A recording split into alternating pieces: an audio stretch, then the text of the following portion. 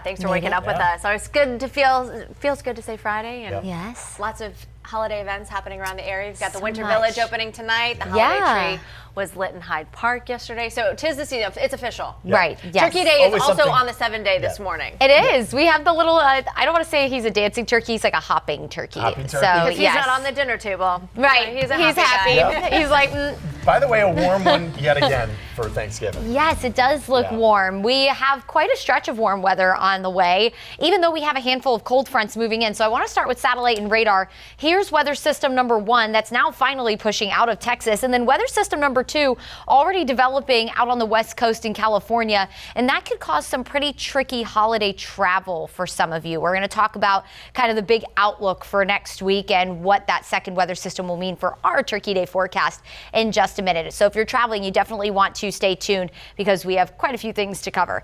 Getting you out the door this morning, though, some patchy fog right immediately along the coast west of I-75 in Hillsborough County, kind of near Apollo Beach. Also looks like over in Davis Island, that little peninsula there, we are seeing some patchy fog develop. Where we're seeing the most dense fog, though, is in eastern Citrus County, just under 2 miles of visibility there. Doesn't look like that's necessarily seeping onto I-75 this morning, which is the good news. Temperatures to get your Friday going nice and comfy.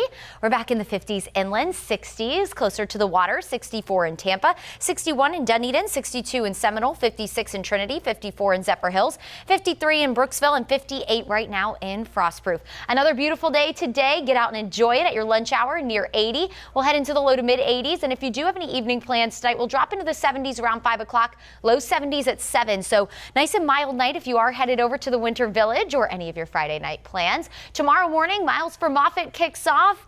Great run for a great cause. Go time around 6:30, really. We'll have temperatures in the low 60s. Of course, registration and everything opens at 6. And then throughout the morning, we have all the runs and the celebration afterwards around 10:30 or so. Temperatures will be in the upper 70s by 11. Through the weekend, we'll be dry on Saturday. So after a nice and mild morning, highs in the low 80s. Low-end rain chance on Sunday. And then comes our bigger weather system for Thanksgiving. So if you're traveling out west, here's a look at Sunday. Weather system bringing rain and snow to parts of Colorado and New Mexico. But this is the bigger issue. If you're traveling Tuesday or Wednesday, which are some of the busier travel days, this front could bring rain and maybe even another round of severe weather to parts of Texas, Arkansas, maybe even Louisiana. And then that pushes into the southeast, of course, major airports from Atlanta all the way up to New York. So if you're traveling Tuesday or Wednesday, definitely got to keep an eye on your flights. That front rolls in Thursday, Friday here and will bring us a dose of cooler air.